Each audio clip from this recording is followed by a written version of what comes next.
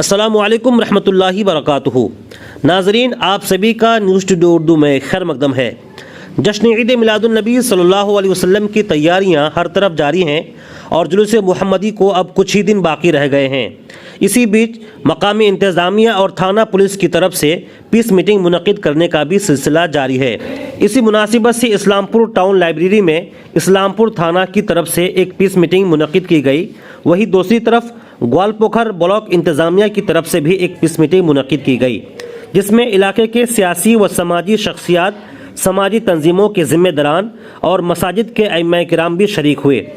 In peace मीटिंगों में बुनियादी तौर पर पुलिस ने पुरअमन माहौल में जुलूस निकालने की अपील की, साथ ही साथ अदालत के ऑर्डर के मुताबिक जुलूस के दौरान डीजे इस्तेमाल ना करने की हिदायत दी।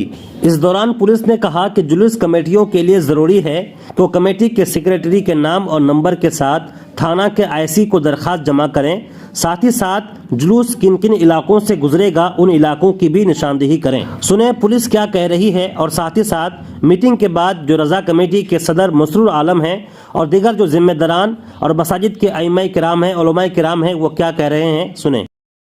फॉर्मल एप्लीकेशन देना पड़ेगा to the IC Gwalpur police station, ठीक है, prayer for obtaining necessary permission.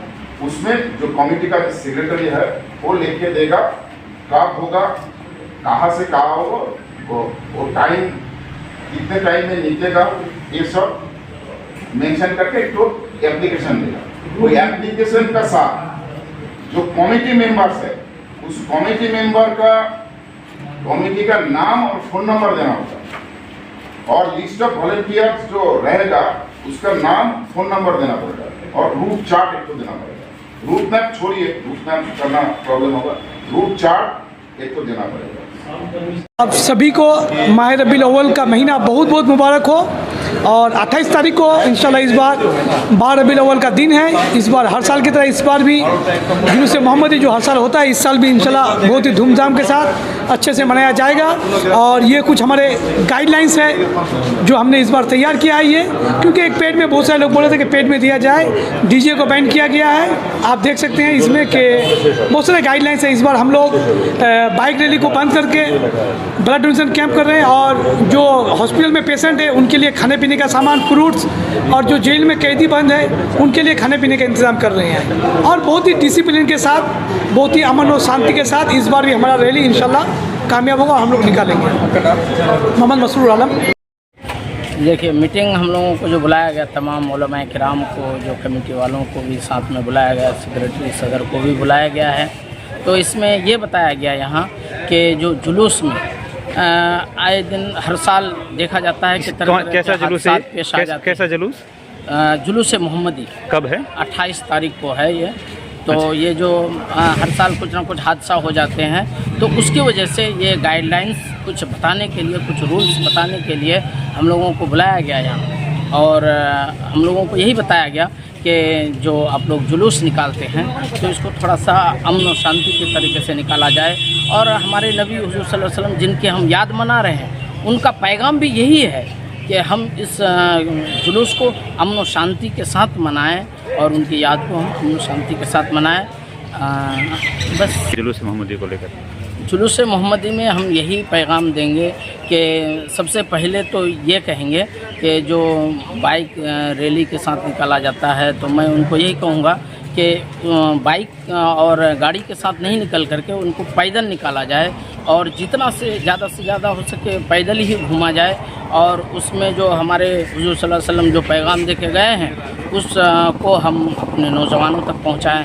हज़रत, ये अभी आवाज़ आ रही है डीजे के मसले को लेकर, क्या शरीयत में आप लोग डीजे निकालते हैं जुलूस में, कहाँ तक इजाज़त है? देखिए, शरीयत भी डीजे को मना कर रही है, मगर मैं डीजे को एक चीज़ समझना पड़ेगा कि ये जो डीजे है, डीजे क्या है, पहले बॉक्स हुआ करता था, यही बॉक्स को थोड़ा सा हाई क्वालिटी करके इसको डीजे का नाम दे दिया गया अभी। और वही डीजे आप जलसों में लगाते हैं, वही साउंड बॉक्स गाड़ियों में भी कहीं भी लगा करके आप प्रोग्राम करते हैं तो जो माइक से आप बोलिएगा तो आपको कभी नहीं पता चलेगा कि ये डीजे है। और उसी को अगर आप कोई कैसेट के जरिए, मोबाइल के ज़रिए से कोई सॉन्ग बजाएंगे, सॉन्ग चलाएंगे तो आपको वो पता चलेगा कि ये डीजे है। और अगर आप माइक से बोलेंगे तो कभी आपको ये पता नहीं लगेगा कि ये डीजे का साउंड है। यानी आप ये कहना चाह रहे हैं कि म्यूजिक अगर इस्तेमाल करते तो वो डीजे चिप हाँ हाँ, और म्यूजिक शरीयत में हराम है। म्यूजिक आप इस्तेमाल भी नहीं कर सकते। आप मुंह से जितना ज़्यादा से ज़्यादा हो सके नारा लगाइए, नाते पाक पढ़िए, तो माइक से बोलिए और माइक से पढ़िए। जो मोबाइल बजाते हैं मैं उनको मना करूंगा सख्ती के साथ कि मोबाइल में जो कुछ नाते पाक को ऐसा है कि म्यूजिक के साथ उसको बना दिया गया है, तो उसको चला देते हैं, मुंह से बोलने के बजाय उसको चला देते हैं, तो वो गलत है। शरीयत भी मना करती है म्यूजिक को चलाने के लिए, बजाने के लिए, शरीयत में भी हराम है। तो मैं सबसे यही कहूँगा कि जितना ज़्यादा से ज़्यादा होके बॉक्स लगाइए, मना नहीं है, मगर उसमें आप मोबाइल इस्तेमाल मत कीजिए, मुंह से बोलिए। और जितना ज़्यादा से ज़्यादा 2-4 लोग हों मिल करके मुंह से ही बोला कीजिए, माइक से बोलिए। आपका पूरा नाम? मोहम्मद मसूद रज़ा, दारुल-उलूम गौसिया नूरिया बहराहट से। ऐसे तो मीटिंग बहुत कामयाब रहा, काफ़ी लोग आए हुए थे, उलमा भी थे और प्रधान वगैरह मेम्बरान सब तशरीफ लाए थे। क्या लेकर मीटिंग था? मीटिंग था जुलूस मोहम्मदी के बारे में। प्रशासन वाले यही बताया कि ये जुलूस जो निकले बिल्कुल पीसफुल तरीके से निकले, शांति के साथ निकले, प्रेम भाव से निकले। ऐसा क्योंकि पिछले साल एक घटना हो गया था, हादसा हो गया था, ऐसा हादसा ना हो और प्यार मोहब्बत से जो निकले। और डीजे वाला मामला जो है नहीं निकाला जाए, क्योंकि डीजे से जो है आदमी को जोश ज़्यादा हो जाता है, उसमें किसी की आवाज़ सुनने में नहीं आती है। और बड़ा डंडा लेकर के जुलूस में नहीं चलाया, क्योंकि बड़ा डंडा होने से वो बिजली तार में लग जाता है, उससे जो है बहुत सारे हादसा हो जाते हैं।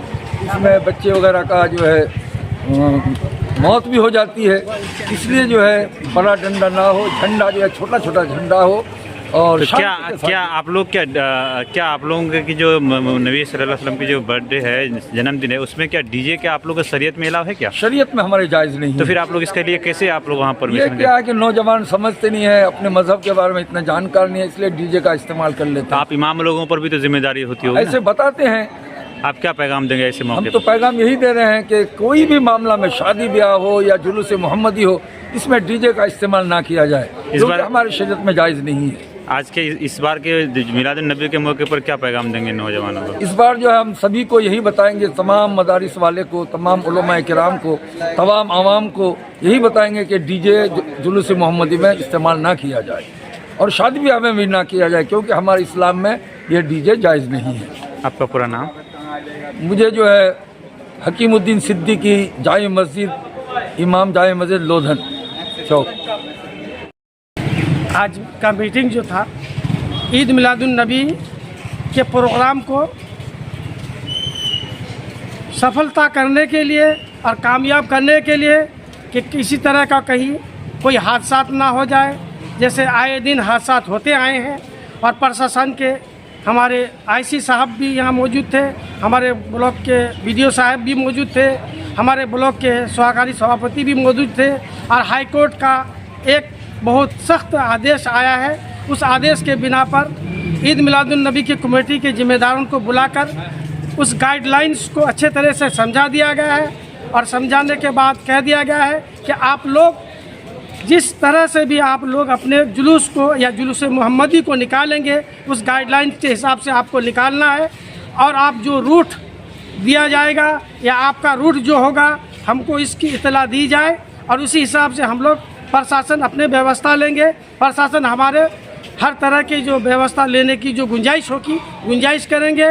और दूसरी बात यह है कि आप अगर कोई माइक या किसी डीजे वगैरह या किसी चीज़ का भी अगर इस्तेमाल करेंगे तो उसका पहली बात आपको प्रशासन से परमिशन लेनी पड़ेगी या लाइसेंस के हिसाब से लेना पड़ेगा। अब वॉलंटियर के हिसाब से कहा गया कि आप लोग जो वॉलंटियर बनाएंगे उनको अच्छे तरह से समझा दीजिए।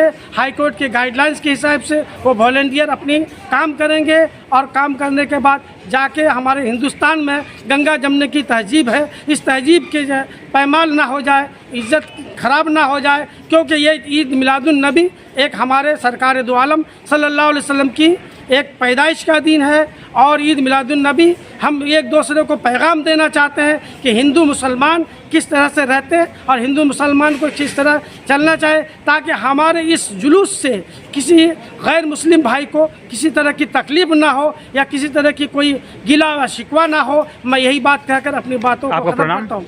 मेरा नाम मोहम्मद सिकंदर है। आपकी जिम्मेदारी पे? मैं इमाम मोहजिन ग्वालपोखर ब्लॉक के ब्लॉक प्रेसिडेंट की जिम्मेदार हूँ।